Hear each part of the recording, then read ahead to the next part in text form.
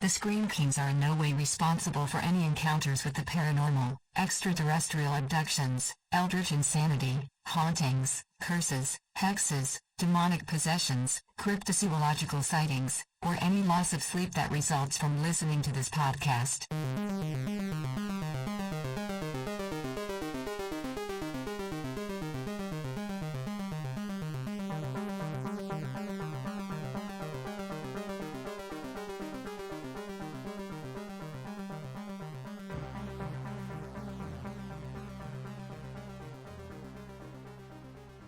Well, thanks everyone for our very, very special 50th episode of the Scream Kings podcast. I honestly am a bit surprised we made it here.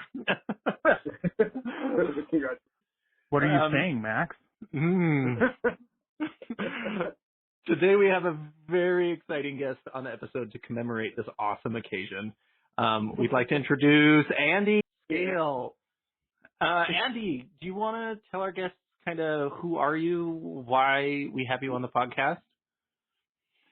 Sure. I would say just sheer pluck and moxie, I assume, is why I'm here. But I'm a professor of cinema at CU Denver. I specialize in the horror genre, particularly representations of youth in the horror genre. So rebellious youth, monstrous youth, that sort of thing. I've been a professor for about 15 years now, and before going into academia, I was a journalist. So my newspaper folding is kind of what took me back to grad school, as a lot of people were kind of exiting that industry. I started as a literature scholar. I was never really thinking about film until I took a really great film class in my master's that kind of turned me around. Initially, I was going to be writing about Shirley Jackson and The Haunting of Hill House, some of those kind of 50s Southern Gothic writers, especially women who were kind of ambivalent about domesticity. I just tweet a whole bunch because Shirley Jackson is the best. It's one of my favorites. I just what's funny, I don't know if you've ever read her memoir. I think it's called Life Among the Savages. It's all about her not really ever wanting children, and kind of being kind of forced into this life. And a lot of her writing kind of, I think, witnesses that, that just sort of being trapped by the home is kind of a consistent theme in her writing. So, I stay focused on the 50s. I mostly consider myself a historian who looks at film. And I get really interested in the figure of the monstrous child because it's a post-war creation, We don't really have any instances of it before the 1950s. And so I was really interested in what makes us go to movies about evil kids. Actually, it's kind of one of the strongest subgenres of horror and most lucrative. And so I kind of just approached it with, what do we get out of it? What do adults who go to movies about evil kids, what do we get out of those stories? And that was my dissertation, and that became my first book, The Revolting Child in Horror Cinema. So I kind of hopped around a little bit, fun in D.C., and now I'm in Denver. And maybe talk to us a little bit more about that first book, The Revolting Child in Horror Cinema. What does it mean? I mean, of course, on the show, we talk a lot about movies that have, demonic kids, your Reagans or your Damians. Take it a little bit further. What exactly do you mean when it comes to these identities, these horror kind of children? Sure, absolutely. And I think it's kind of an under-theorized area, evil children, even though it's such a popular subgenre. I think the sort of initial step to look at the evil child in film is to say, basically, what these children do is they offer us kind of an end run around the social taboo against child abuse, right? They give us very childlike bodies who aren't really children. They're demons, they're aliens. You bring up Antichrist. Yeah, exactly. And that's a really classic narrative of that kind of midwich cuckoo that I'm raising a child that's not mine, right? And I have to reject. And the failure in all these cases is that they're too maternal, It's the failure of the living dead, right? She can't attack her own daughter, and that is kind of this sort of failure that leads to her death. So I use that as kind of a baseline. I think it's true that a lot of these films kind of allow us to pleasurably engage with child abuse, and in fact encourage it. something like The Exorcist, I like to point out that the film makes a point that Father Karras is a boxer, and it shows us training as a lead up to the ending, which is him punching a 14-year-old girl in the face in order to save her. Even something like Child's Play, the doll, which is a very childlike body, is costumed in exactly the same way as the child in the film, right? And so all of this kind of acts of violence against the doll, I think we're supposed to understand them as also sort of symbolically towards the child or any children. So that was the starting point. And I do think that there's a sort of pedophobic undercurrent to those films. However, when I watched The Exorcist, and thinking about my own spectatorship, I know that the film wants me to be disgusted when Regan vomits on a priest, but I think it's hilarious, right? And so me investigating that, well, obviously I'm doing some kind of like oppositional reading, right? I don't think the film's pushing me that way. So what is it? What's going on? Is it because I'm a lapsed Catholic? Is it because of a regional identity? Is it about my sexual identity? Like, what is it? So I pushed on that last one. I said, okay, what if there's something really queer and pleasurable about Regan? That when she vomits on the priest, I'm finding it really, I don't know, something deep and very pleasurable. The same way I find it really pleasurable when Carrie White revolts, right? And that. And so the more I kind of poked at that, I thought, if you look at the types of evil children, you have the child who harbors a dark secret, like the bad seed, the child who's not mine, and I have to raise it, like Village of the Damned or The Omen. The child who has to go out and find others like them, like Children of the Corn, right? Or something like The Exorcist, which is, it's a child who becomes a monster in adolescence, and the parents can't recognize it anymore. And I said, look, these are all ways that we talk about a queer child, for which there isn't really no vocabulary in culture. And I think it comes out this way as the child gone wrong. So it comes out in horror cinema as a way that we kind of manage this queer child and all that it represents. Well, and I really enjoyed what you said about, you saw something in The Exorcist that was intended to make you revolt, and instead you enjoyed it. And that made you kind of reflect on, well, why? And I think that's a power in horror movies that we often overlook, is a lot of times we're faced with these dark situations that day by day we're not really facing, and then we see it in a film, and it makes us contemplate on, well, why did I identify with this movie a certain way? I just thought that was very profound, what you just said. For me, I would agree, it's a rejection of authority, it's a rejection of religion, however you want to look at that. And how can I continue to see that in other movies? And, why do I identify more with, a demonic genre of movies versus slasher? Or why does someone prefer the supernatural over serial killers? I think there's a lot of pathos there that we could uncover.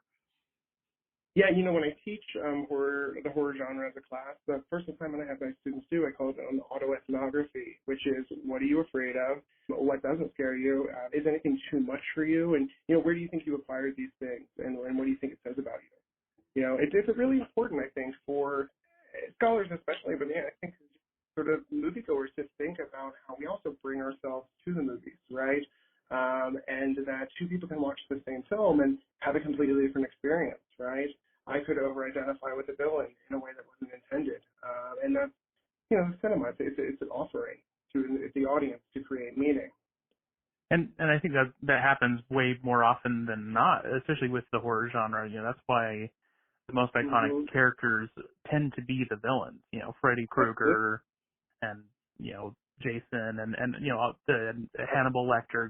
We care more about those characters than we care about the people that go up against them.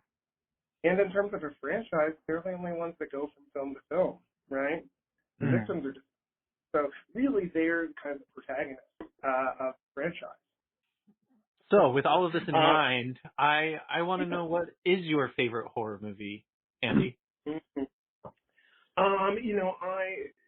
Speaking of Shirley Jackson and my love for her and my love for 50s Cold War culture, I love The Haunting, Robert Wyatt's Haunting. I think The Haunting and The Innocents from right around the same era really kind of created the grammar of the haunted house film, and I think every haunted house film to like The Conjuring today is kind of just reproducing that aesthetic. Or trying to. Trying desperately. Absolutely.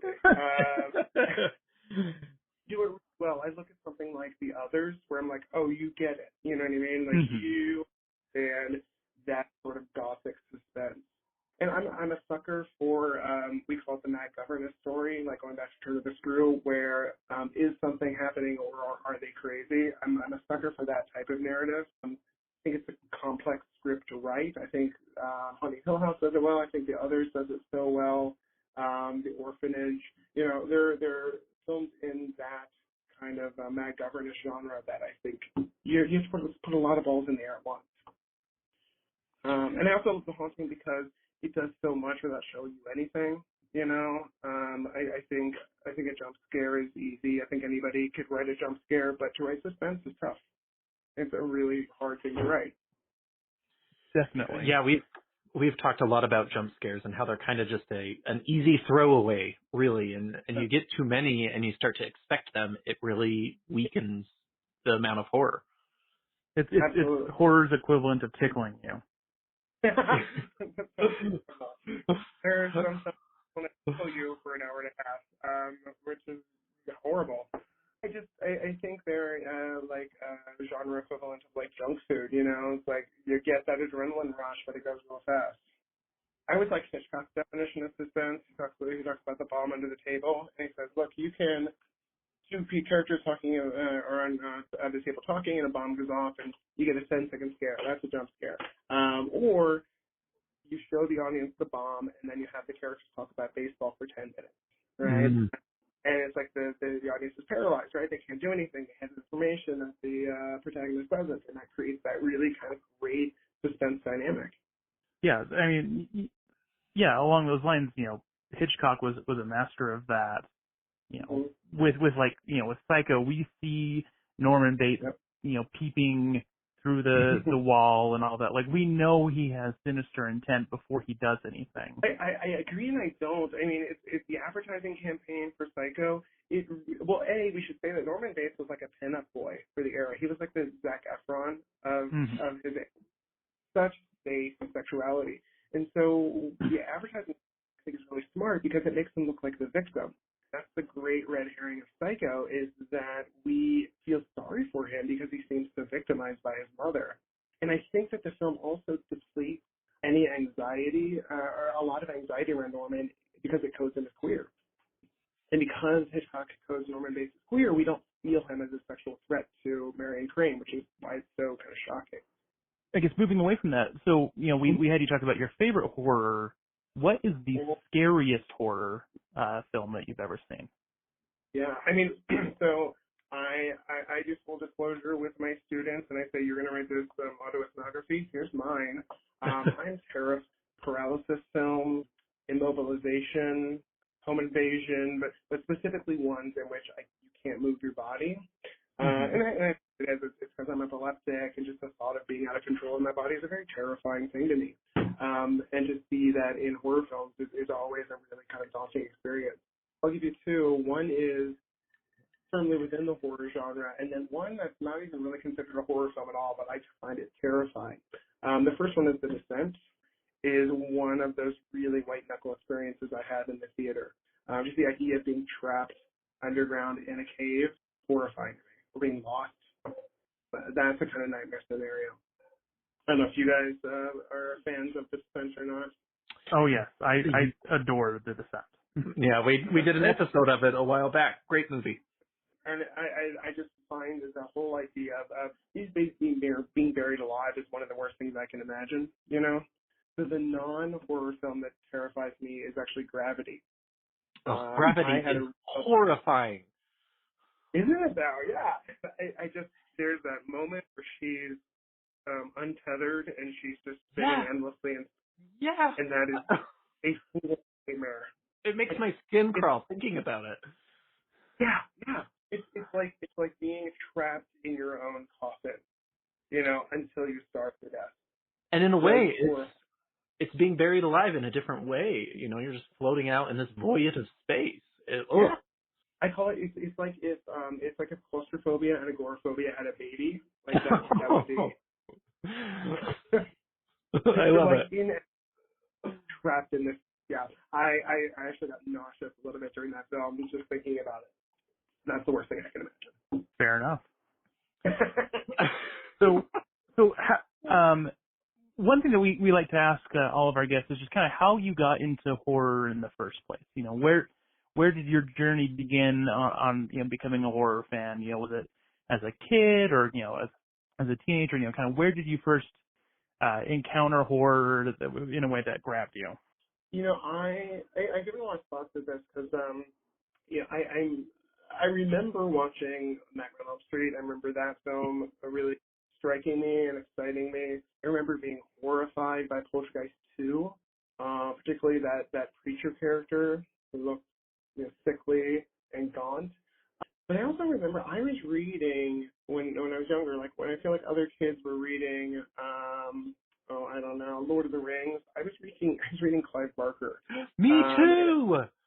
There's something about it, man. His stuff is just so weird and just I guess as a kid I wasn't really thinking along these lines, but there's just something he does about like almost in that Cronenberg way where your body is malleable. You know what I mean? Mm-hmm. And boundaries between you and other people were constantly being overlapped or taken away. There's something just so unusual about his writing that I was really drawn to. Oh, go ahead, Nathaniel. I was just going to say, clarifying question: are we talking like Hellbound Heart and Books of Blood, Clive Barker, or are we talking like his kind of more YA stuff like Imagica and Sick of Always? I read Sick of Always. I started the Imagica. That really, I think, wasn't what I was drawn to with him. I definitely started with Hellbound Heart, Books of Blood. I remember The Great and Secret Show making a huge impression on me. That's the one that I really remember. But there was this short story in one of the Books of Blood, I think, where it was a gay couple, which was very unusual. I think it's called In the Hills and the Mountains. I still think about it.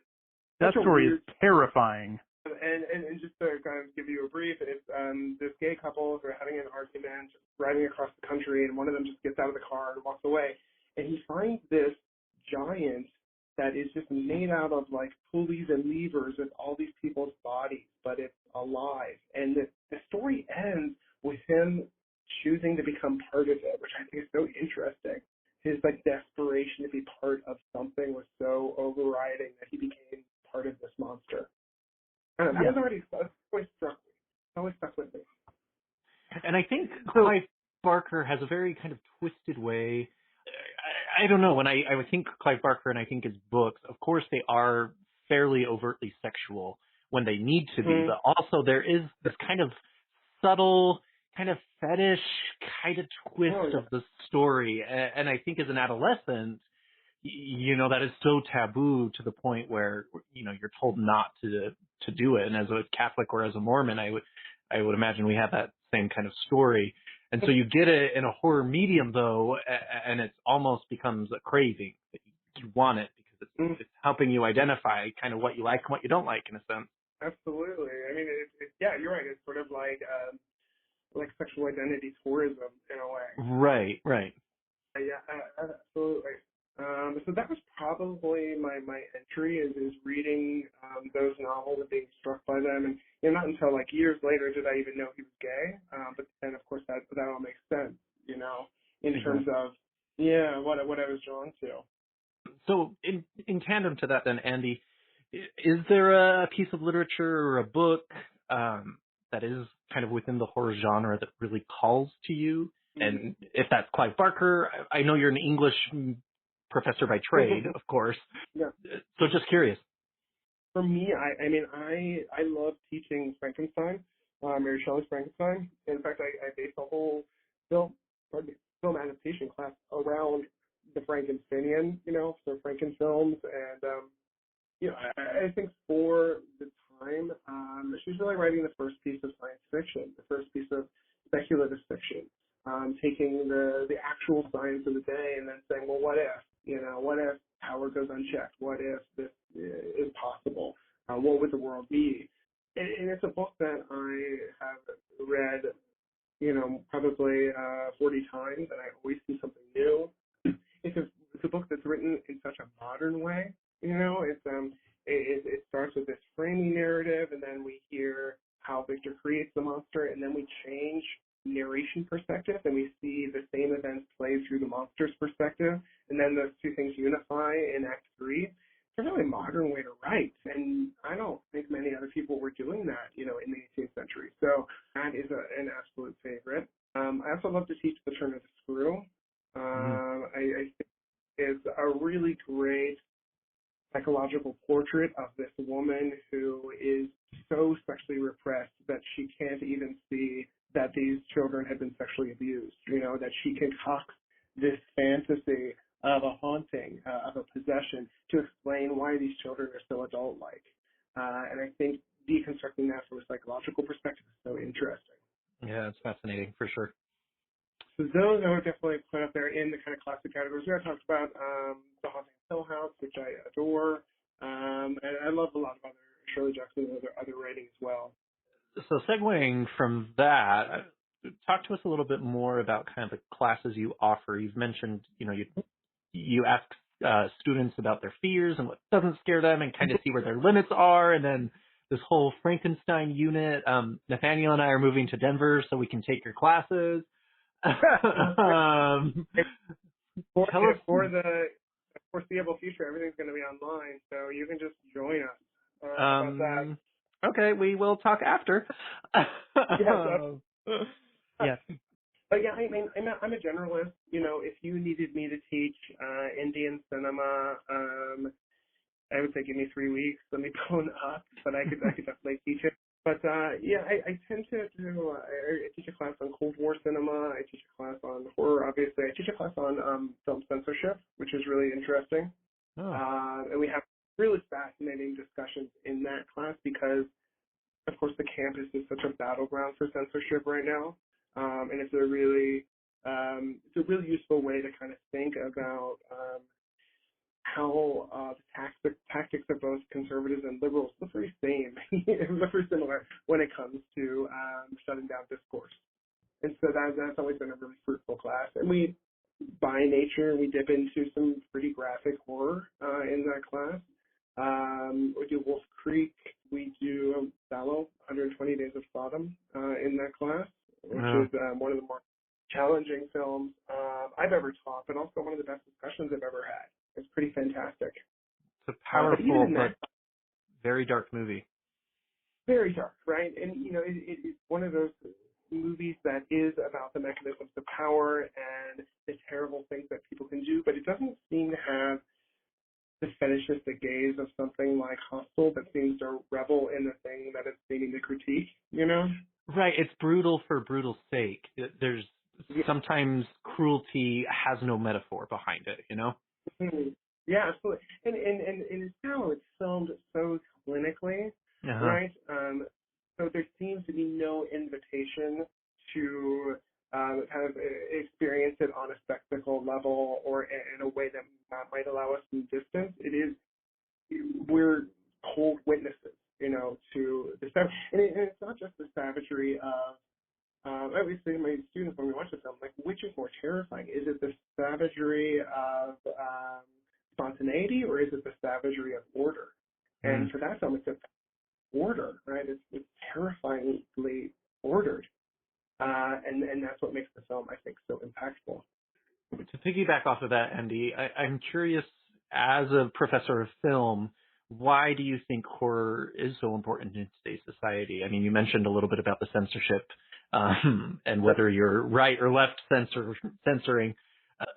How does horror in general and the genre itself apply to today? I mean, 2020 and it's essentially a horror movie itself.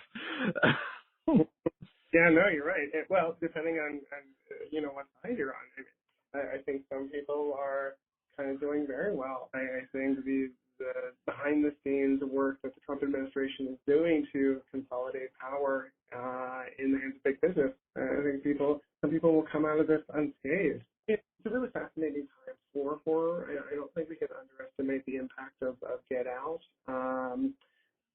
In that we're getting kind of minorities in the writing chair, in the directing chair, and in a way that kind of harkens back to 60s and 70s paranoid horror, we're thinking about what it feels like to be a minority in majority culture. And the conspiracy mode is a really great allegorical way to talk about white privilege, to talk about systemic racism.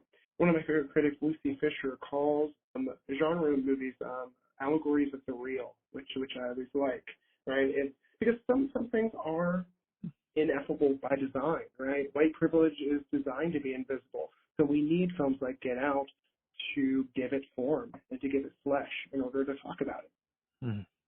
And I think with Get Out, what makes it so powerful is that a lot of the angle that it's coming from is, from a side that is looking, at, this minority group as almost like an appeal, like as something that is extra appealing. Like, yeah, they would vote for Obama for a third term. They would, they don't want to be white anymore. They want to feel black so they could be black.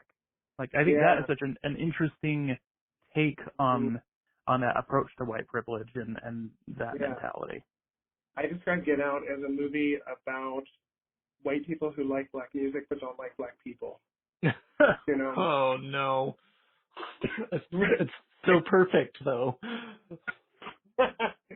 It's a real kind of not in my backyard, kind of takedown of liberal whiteness, right? That will vote for Obama, but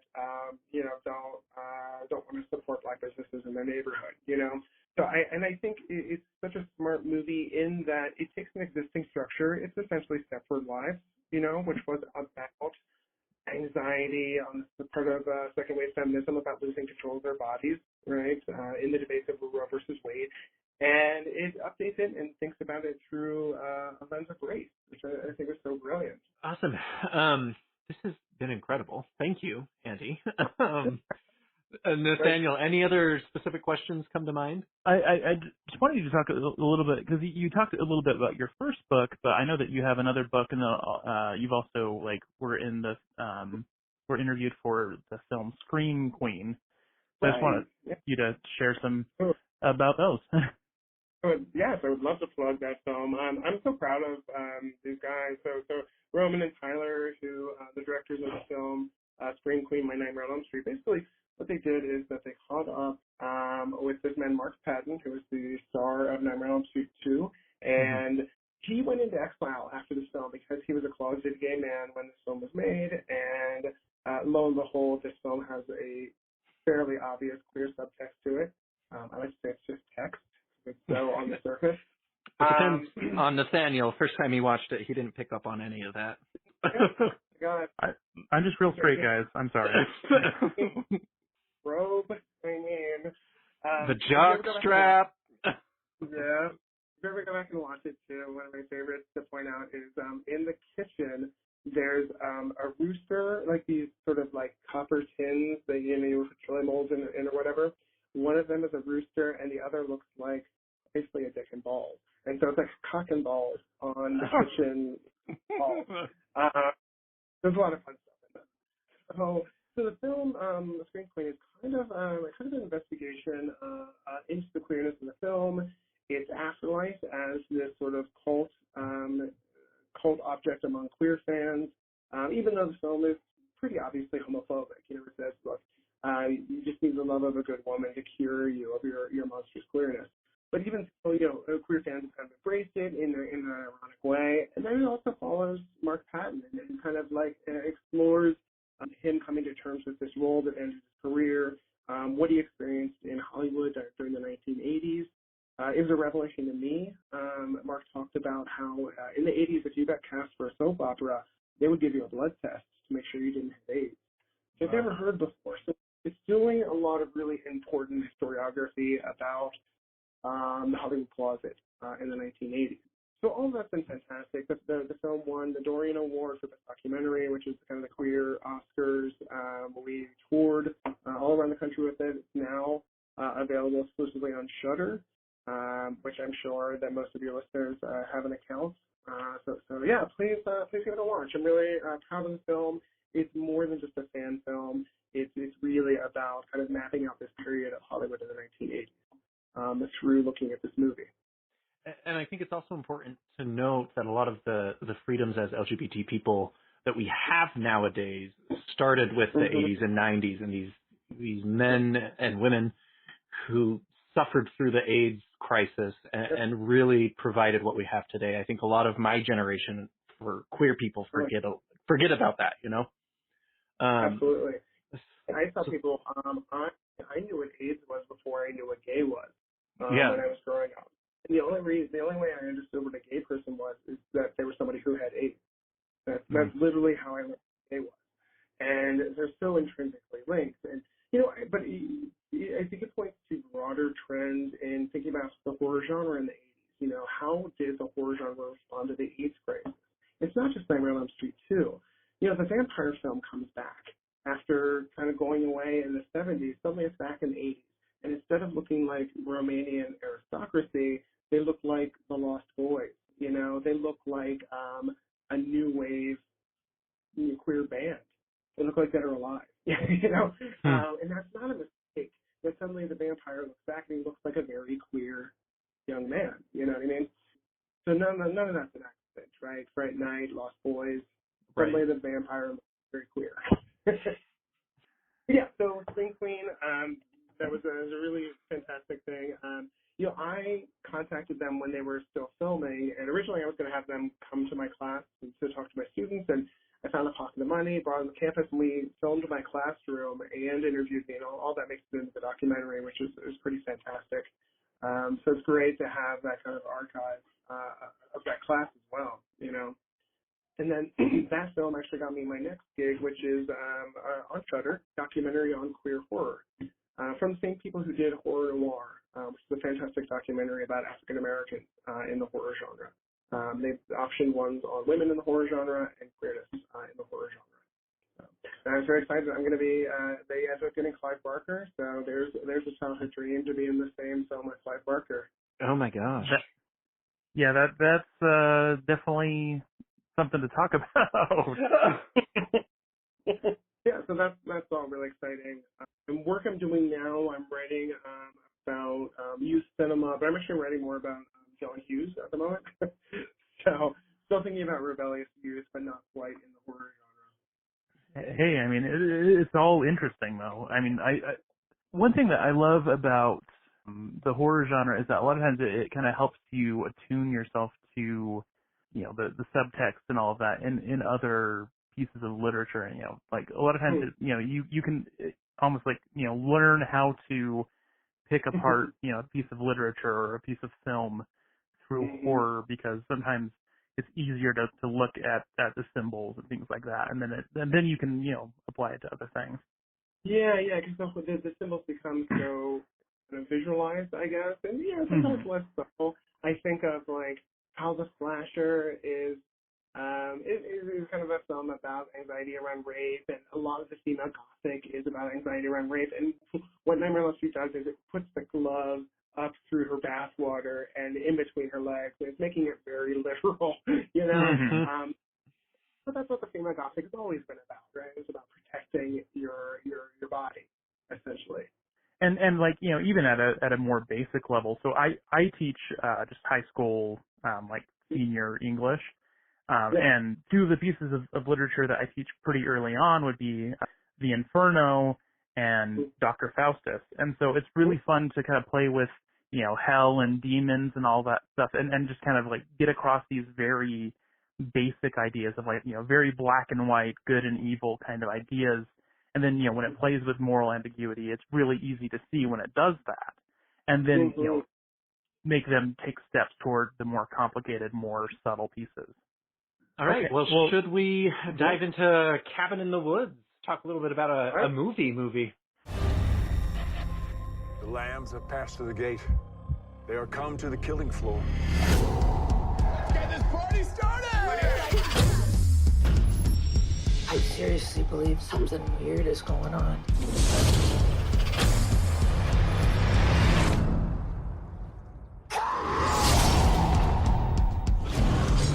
What is that thing? We have to stay together. This isn't right. We should split up. Yeah, good idea. Really? Let's do it. This is one that I teach in my horror genre class. It's my week on kind Scream, I choose to use Cabin in the Woods instead because I think it's doing more interesting things with postmodernism. And I think it's a film that just works on its own merits, which I always appreciate. I take it you guys are fans? Oh, yes. we will discuss. So Cabin in the Woods came out in 2011. Director is Drew Goddard, and then the writers are Joss Whedon, of course. Ever bless his name.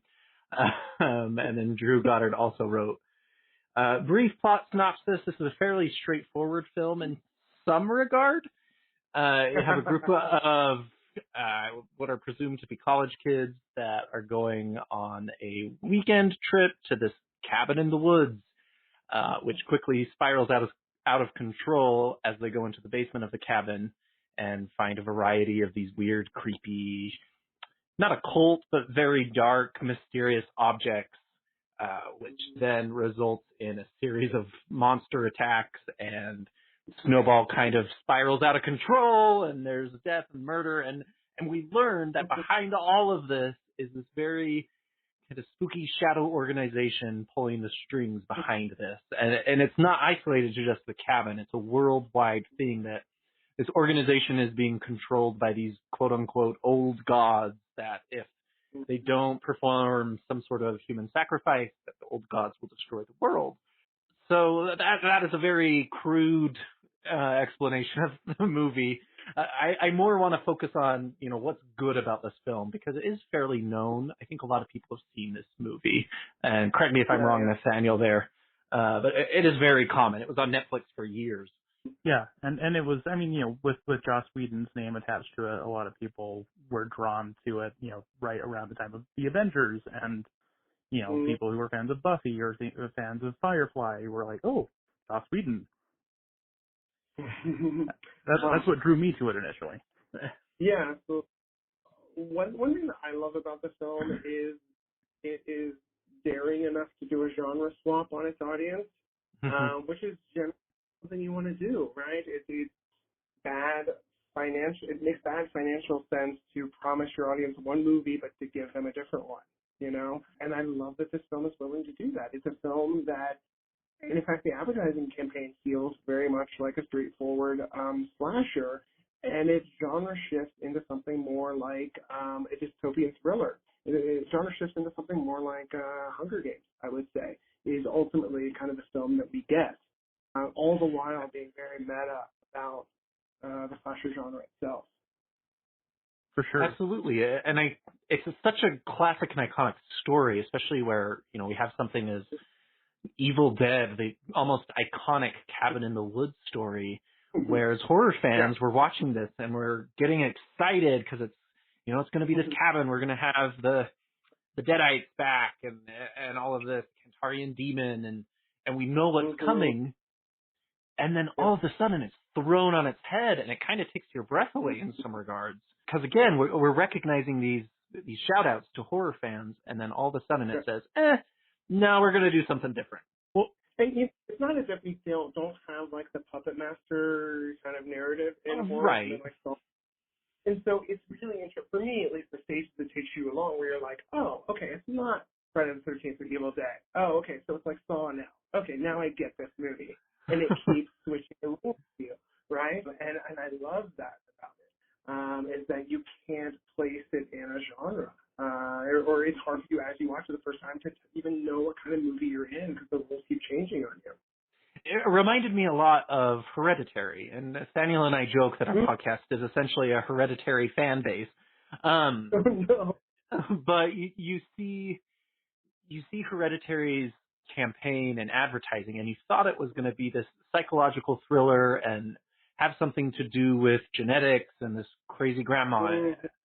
And then it flips it on its head, and it does it in a way that doesn't feel forced or contrived. It felt very fluid. And I think what is cool about Cabin in the Woods is essentially it takes it even one step further and has the balls to say, we created everything. Every monster story in the world and in history is because of this organization trying to protect humanity. And I don't know, I just think that's awesome. And I'll tell you what else is really ballsy about this film is that directors know that like once you make a movie for a studio, you don't own it anymore. They can franchise it out. They can make video, like direct-to-video sequels, anything they want. This film literally squashes any possibility of a sequel, which I think is ballsy, right? Because modern filmmaking with an eye towards franchise should never do that. To kind of franchise this film, you would have to do a prequel or something. So I love that about the movie. I find it so ballsy that it quashes its own potential for sequels. Yeah, it just ends with the world getting destroyed by some giant Lovecraftian god. Like, yeah. And the young person saying, well, we've had our shot at it. Maybe it's time. Maybe we should burn the world to the ground. And I mean, is it such a bad idea with how 2020 is going right now? Yes and no. I mean, I get it, but also I think that was how a lot of the Bernie bros justified their vote for Trump. Okay. Right? Wow. Way to make me feel bad about my comment now. Thanks, Andy.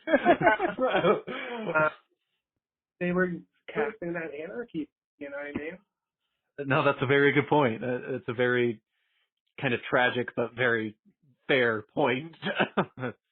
I love the generational politics of this film, you know. So when I teach this film, my students have already seen Texas Chainsaw Massacre, they've seen Nightmare on Elm Street, and so they're pretty well versed in the slasher. And one thing I point out to them with starting with Texas Chainsaw Massacre is that really Texas Chainsaw Massacre started as a Vietnam War protest film, right? It is about young people coded as hippies, the end of the age of Aquarius. We've retrograded Saturn, and it's about young people worried that the past is going to eat them alive, you know, that they're going to be sent to the slaughterhouse of the Vietnam War to fix a war that their parents created. And that's really what the slasher is about overall. It's about generational conflict. It's about young bodies paying for the mistakes of their parents. And over and over again, it kind of narrates that like our parents fucked something up, and we're the ones who have this sort of senseless violence that we have to deal with, and the people coming out. And it's interesting that Cabin in the Woods genre shifts into Hunger Games because Hunger Games is kind of saying the same thing, right? It's about young bodies paying for the wars that their parents created, that they have no connection to whatsoever. What's the difference is that in the 80s, yes, I'm paying for the mistakes of my parents. However, the thing I'm fighting, it has a form, right? I can fight Jason Voorhees in my dreams. I can fight Freddy. I can at least identify the things that's killing me. But if you look at the major sort of young bodies being picked off films of the modern era, franchises like Final Destination, Saw, Hunger Games, it's that thing that I'm fighting doesn't even seem to have a form anymore, right? Final Destination, I'm fighting fate that ultimately can't be fought because there's nothing to fight against. It's so large and institutionalized and cumbersome that I can't even wrap my head around the thing that's killing me. So I don't know. So I think this modern version of the slasher really is about young people's cynicism towards actually changing their environment, changing the world. Certainly they have cynicism towards the power of revelation, right? In the 80s we had like something like They Live. It's like if you could just broadcast the truth to the American public, then we could solve all the problems. It's pretty confident in the power of revelation. You know, do I need to inform people that the president is lying to me? Do I need to inform people that we went to war under unjust purposes? Do I need to inform people that the government's probably listening in on my cell phone? No. You know, that information is already out there, but there's nothing you can do about it. And that's kind of like the modern slasher. That's what I'm calling millennial horror, is this idea that you're being murdered, but the thing that's killing you is too big for you to fight. Yeah, even when you know all of the answers, you're still screwed. Right. And that's Cabin in the Woods, right? They literally drop into the control center of this thing. So they have discovered the truth, right? But it doesn't matter because it's so codified, it's so systemic that you can't fight it except to just burn it to the ground. Yeah, the only way to win is to lose big. Right. And it's so interesting. So I feel this from a lot of the kind of youth protests where it's not like, let's reform this system. No, let's defund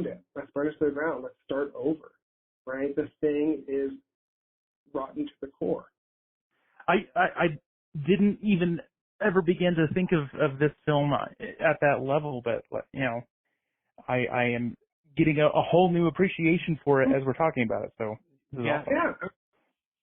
And conscious or not, a lot of modern horror is thinking about this, about, we can't just reveal this thing. It's how do we even fight this thing that seems so enormous, right, for us to tackle. I also think that this film is a response to torture porn and the kind of like hostile type film. It's a movie about what it means to watch torture dispassionately, right? It's a film about the detached spectator making bets on other people's misery. Because that's what we do in movies, right? People get tortured because we pay money for it, right? If we didn't pay money for it, people wouldn't get tortured on screen. So we are kind of always wagering. We are always using our money to make more torture. And I think that this is Joss Whedon's statement about, like, there's something wrong about this, about the ability to watch torture dispassionately. You're kind of blowing my mind.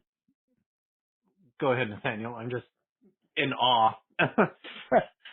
Well, and something I think that is so interesting about that, though, with this film is that it doesn't come out and totally say that is wholly wrong, in that, like, we, see these characters, that are placed in the that are the ones who are, pulling the strings and, are this shadow organization. We have, Bradley Whitford's character, and I can't remember the other main guy, but yeah, they're funny. We enjoy watching them. We enjoy almost kind of looking at, essentially ourselves in this like dark mirror, but it's in a way like we still kind of like them. Like, something that we talked about, Max and I, before we started recording, was that, like, in many ways, the Shadow Organization is kind of our favorite part of the show because, like, it's funny and it's they're kind of charming even though they are murdering people.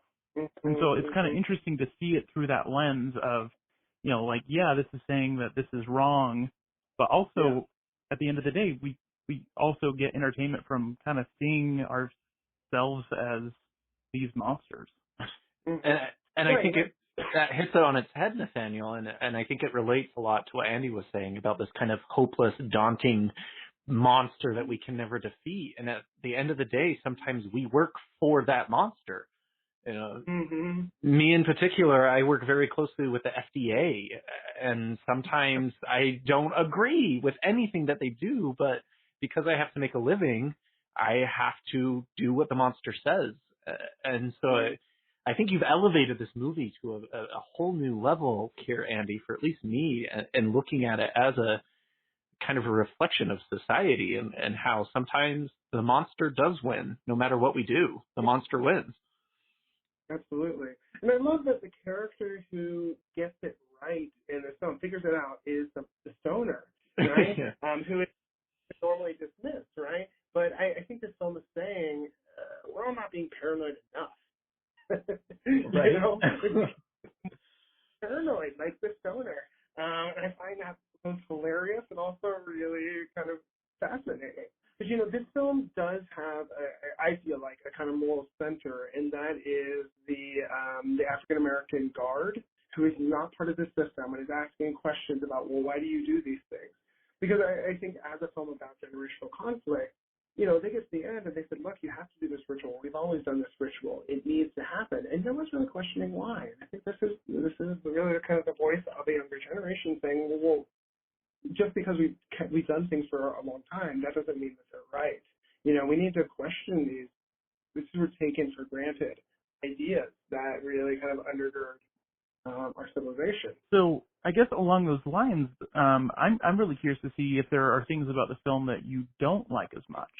I personally have a few things that kind of threw me out of the film in some ways. Yeah.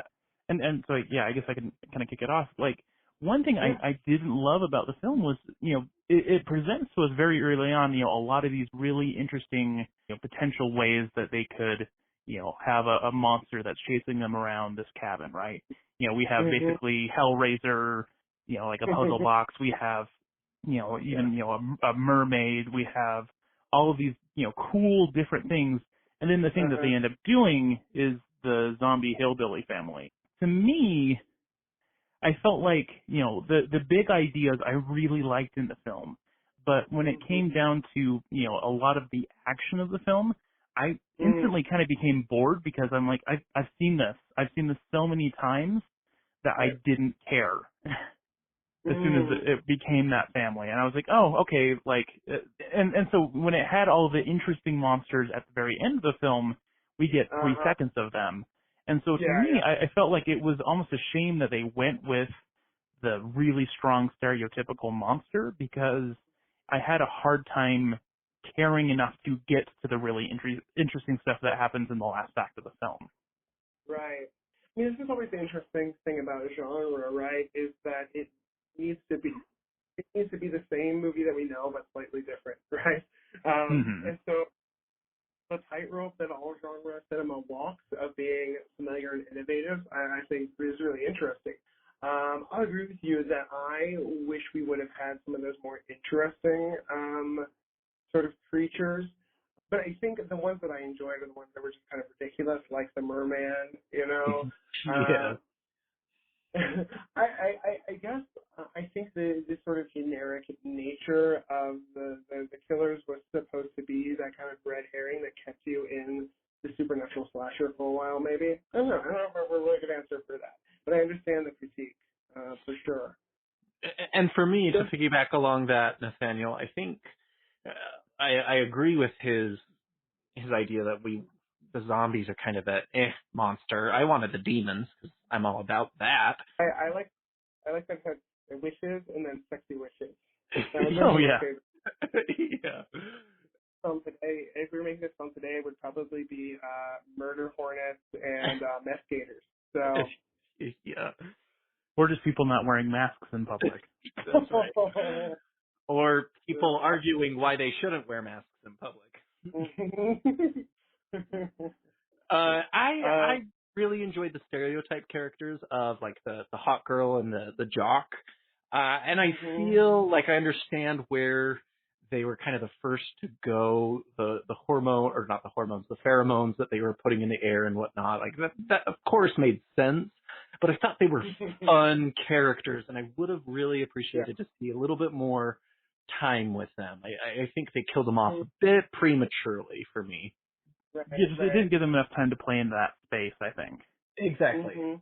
One of the issues I take with the film is something I feel about all kind of political comedy is whether or not comedy helps us critique the thing, or is it like a Kafka-esque type laughter where we're like, oh, but what are you gonna do except laugh at it, right? That's my worry with a lot of this comedy that says, like the government controls our every move. Ha ha ha! What are you gonna do about it?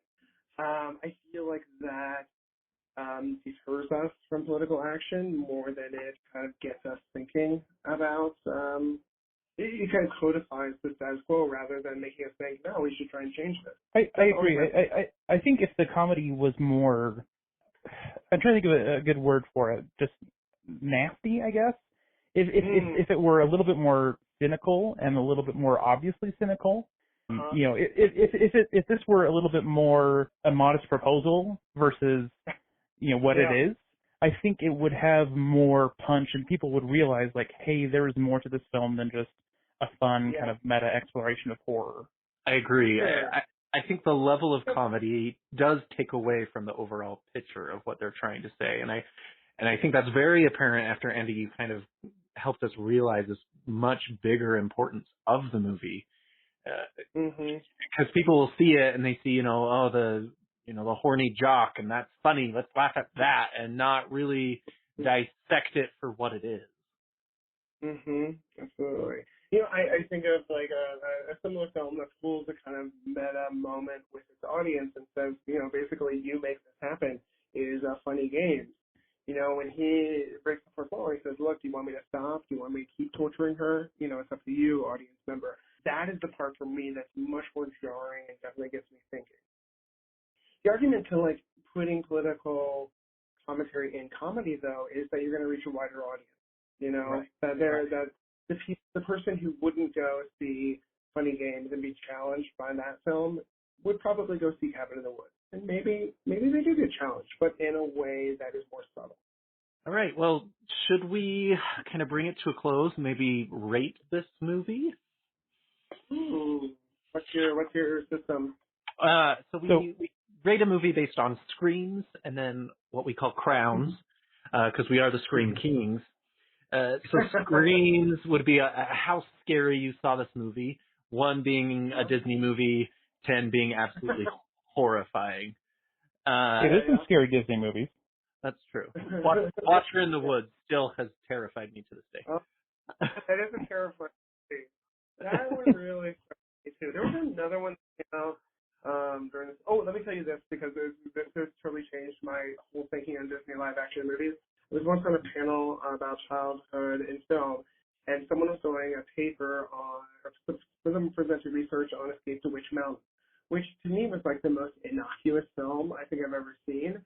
And she talked a bit about it, how the young girl, Tila, she had to protect her star box from a bunch of men that wanted to take her box. Oh, no. And it's just all taking her virginity. And oh, fuck, it is. Man, I did not ever pick up on that the gazillion times I watched that movie as a kid. I loved Escape to Witch Mountain. Yeah, same.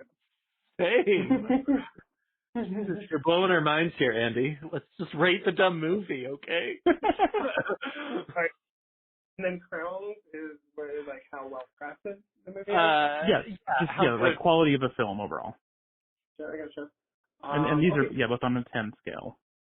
Oh, it's 10 scale. Okay. So I don't think the film's very scary, but I don't think it really needs to be. So I'll put it like at a 5 in terms of scares. It has a couple jumps, but I think we're more entertained by the violence than we are sort of horrified. In terms of like craft, I think it's a really hard movie to make. You know, that is a meta critique within the horror genre that also plays with comedy and parody. So I'm going to say an 8 rounds. All right, I gave it a 3 as far as screams. I don't ever remember being scared at all in the movie. I agree with you that I don't think that was the intent. But as far as crowns go, I also agree. I would give it an 8. I think it's a very well done movie, especially for horror fans, just because it does speak our language in a very particular way that still is understandable by those who don't love the horror genre. Yeah.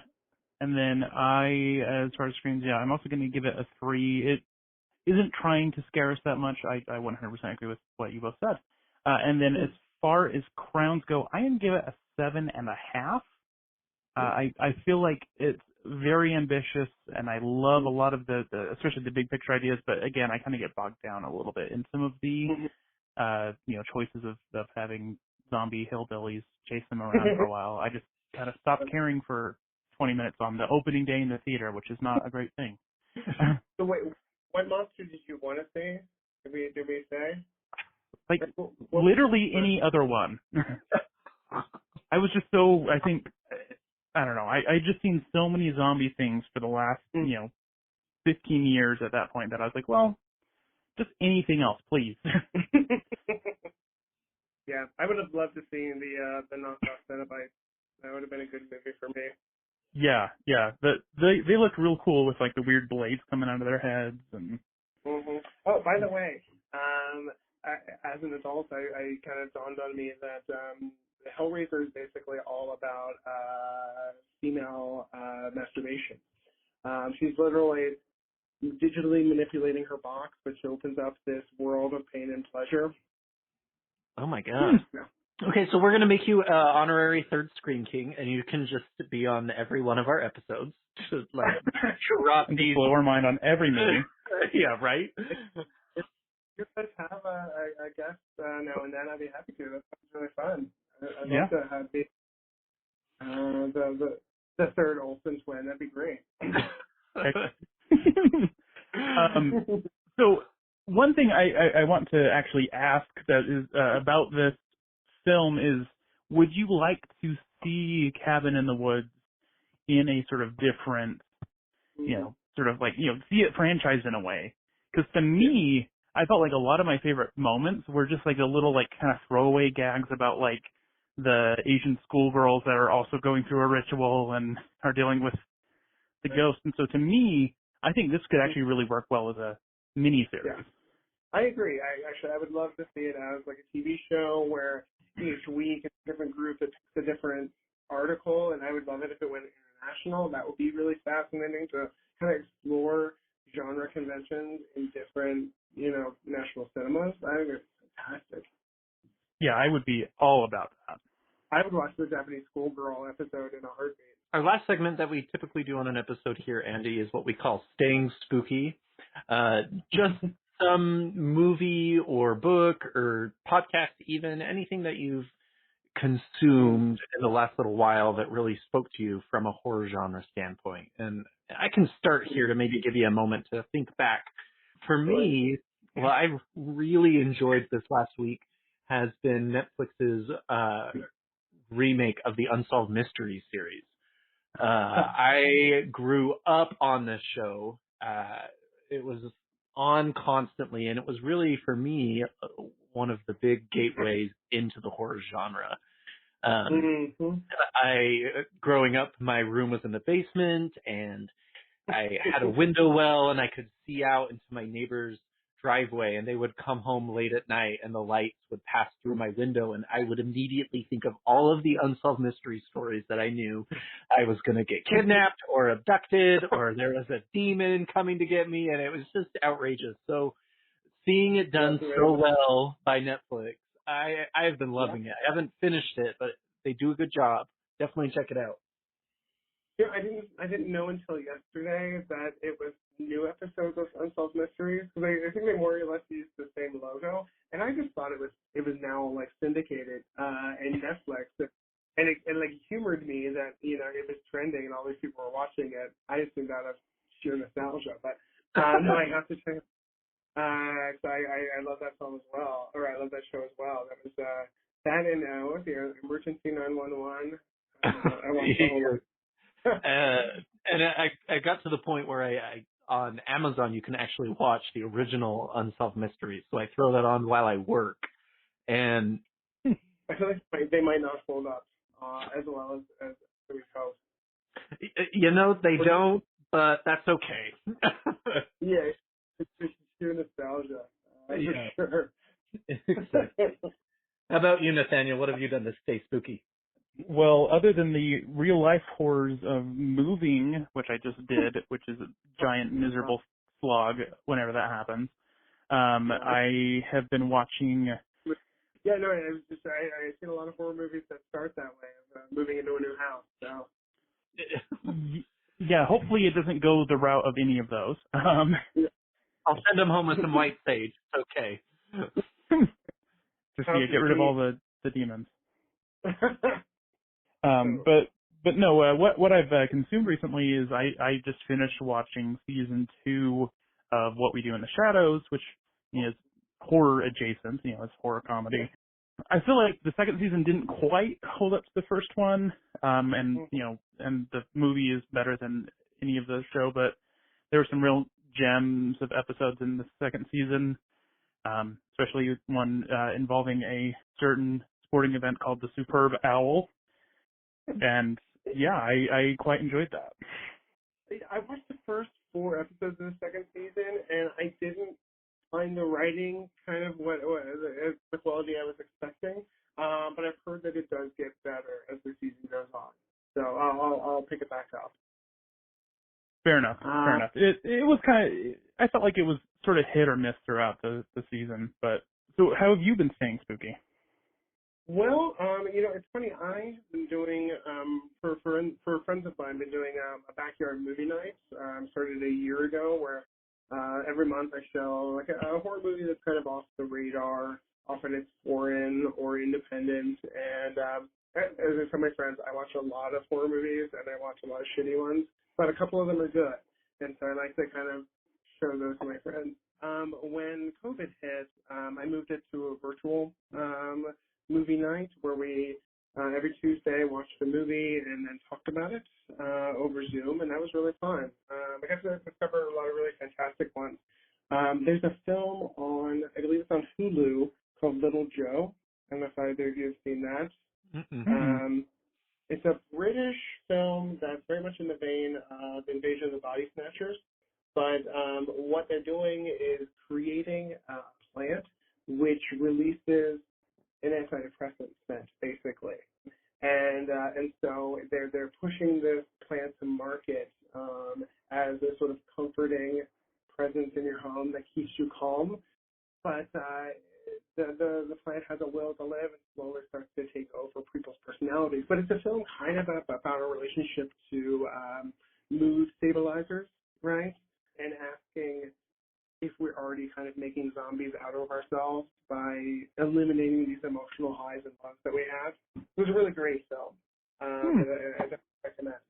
And it looks beautiful. It's done in this very cold, antiseptic, almost like Kubrick style. That really works for this film. So that's fantastic.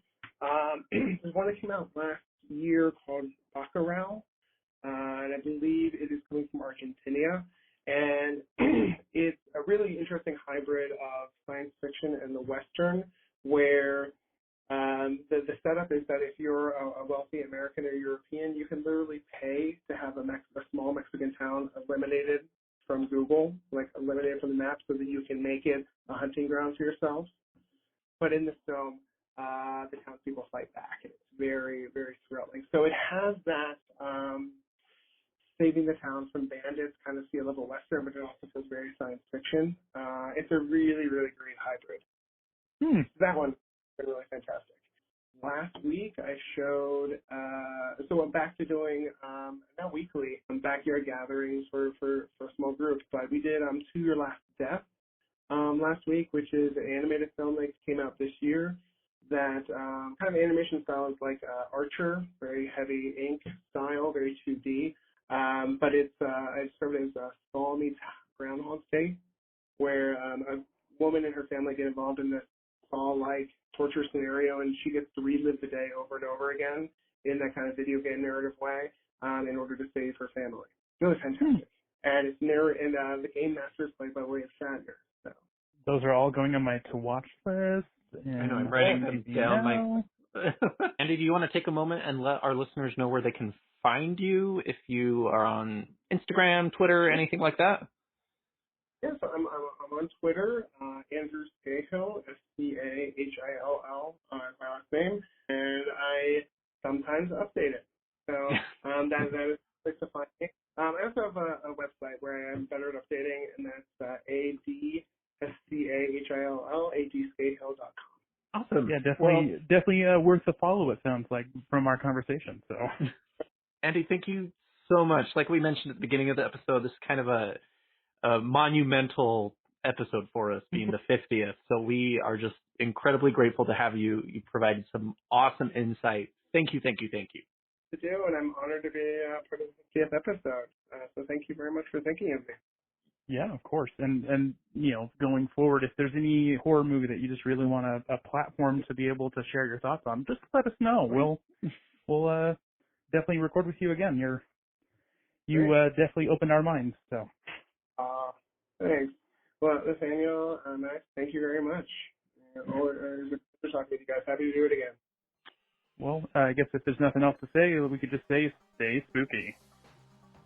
Need even more Scream Kings? Here's our obligatory shameless social media plug. Follow us on Twitter or Instagram at Scream Kings Pod. You could also email us at screamkingspodcast@gmail.com. Help us reach a wider audience of horror fans by leaving a review on iTunes or by sharing a link on social media. You can also support the show by going to patreon.com/Scream Kings. Stay spooky.